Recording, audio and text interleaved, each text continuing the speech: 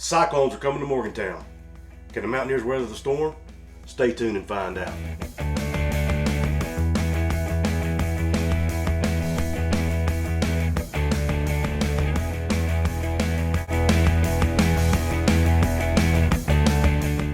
What is up, college sports fans, fellow members of Mountaineer Nation? This is Couz, and welcome to another edition of Couz's Corner, your go-to channel for sports with a heavy dose of West Virginia Mountaineers. Before I preview the Iowa State-West Virginia game, I want to ask that you please press that red subscribe button. Give me that like button, please. And heck, give me the dislike button if that floats your boat too. That's okay. Let's get on with the show. Does West Virginia actually have a chance to beat Iowa State this weekend? I think they do, but it's going to be tough and they're going to have to bring their A game. This is not a favorable matchup for the Mountaineers when you look at it. Iowa State is the best defensive team in the Big 12 right now. They're first in total defense, first in passing defense, and second in the league in rushing defense, allowing less than 100 yards per game on the ground. So it's going to be hard for West Virginia to establish the run, and we know when they establish the run, they usually win. When Leddie Brown can get over 100 yards, West Virginia wins the majority of the time. When he don't, they normally don't win. So that's going to be a key in this game. But Iowa State's defensive front is good. They're going to have to get a lot of help from the tight ends and blocking, especially on that left side. The right side of that right defensive end for Iowa State is really good. And Brandon Yates, when you know Brandon Yates on that left side, he's probably going to have a little help from O'Laughlin and Banks. Another thing that worries me about Iowa State, man, they got a lot of experience. They've got 21 players that have started at least 10 games. So they're loaded with experience. That's usually a winning formula in college football when you have that much experience on the field. And we all know West Virginia lacks in that department at a lot of positions. So there's another area that they have an advantage.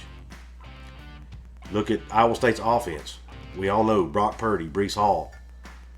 We've seen those guys the last, 2-3 seasons at least. Brock Purdy seems like he's been there for 10 years. And he's always had good games against the Mountaineers. And according to people close to the Iowa State program, he's arguably played the best of his career the last 3 games.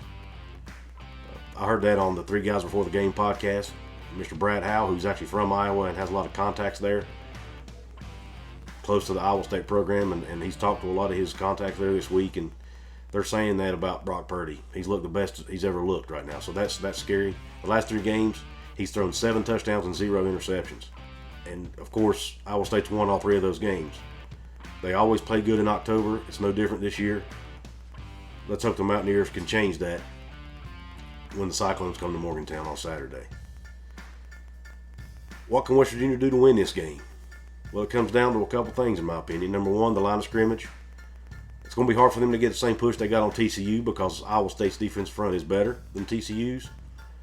But I do think West Virginia's offensive line is going to come in this game with a lot more confidence than they had before. And that's going to be critical. They've got to play a good game up front, give Jarrett Dagey some time to throw the ball. They're going to have to complete a few deep pass plays too, and we all know that's not West Virginia's strength. But they need to get some big plays down the field to open up that running game.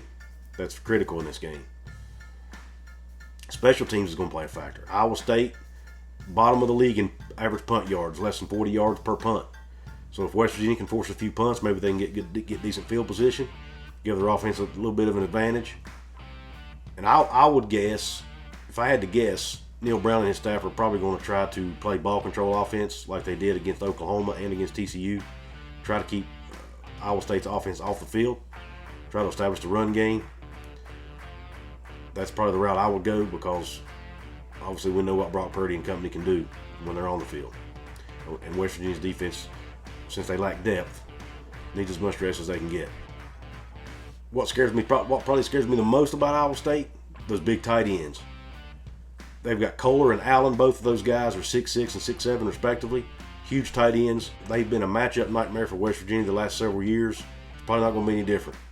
Can West Virginia's linebackers and safeties cover those big tight ends for Iowa State? That's going to be critical in this game, especially if they get in the red zone. Iowa State scores 97% of the time when they get in the red zone. So that's going to be a critical factor in this game as well. Maybe West Virginia defense can keep them out of the red zone as much as possible. That's because if they get in the red zone, they're going to score. There's some factors that West Virginia need to happen in this game that are not really on the field factors. Number one, they need Iowa State to come into this game a little bit overconfident. Iowa State coming off a big win over a top 10 Oklahoma State team. They're traveling across the country to Morgantown, the longest trip they have to do all season. And we all know Mountaineer Nation. If Mountaineer Nation can be loud, we all know that can be a huge factor against any opponent. So Iowa State, we got to hope, keep our fingers crossed, that Iowa State has a letdown this week and make some uncharacteristic mistakes, because West Virginia's going to need that probably to win this game. And West Virginia's got to force some turnovers, just like they did against TCU. They've got to force turnovers. They've got to win the battle in the trenches, and they've got to win the special teams battle and make plays down the field. Those are the 4 key factors, in my opinion, for them to have a chance to win, along with Mountaineer Nation being loud and hoping that Iowa State has a little bit of a letdown this week. That won't hurt either. So, my prediction. Over-under on this game is 48. Iowa State's favored by 7. I do think they hit the over, but barely. I think the final score is Iowa State 31, the Mountaineers 20. Yes, I'm picking against my Mountaineers. I don't like it, but I'm trying to be realistic. Mountaineers haven't beaten Iowa State in over 3 years. I don't see it being any different this year. I just don't think the matchup favors West Virginia at all. Just like I said, it's going to take the Mountaineers playing their A game and Iowa State not playing their A game in order for the Mountaineers to win. Just being realistic. I hope I'm wrong again this week like I was last week. And if I am, I'll be happy about it. But I think it's Iowa State 31, West Virginia 20. Let me know in the comments section what your prediction is for the game. What's your score prediction? What do the Mountaineers need to do to win? Don't forget to like and subscribe. Thanks for tuning in to Couz's Corner, and until next time.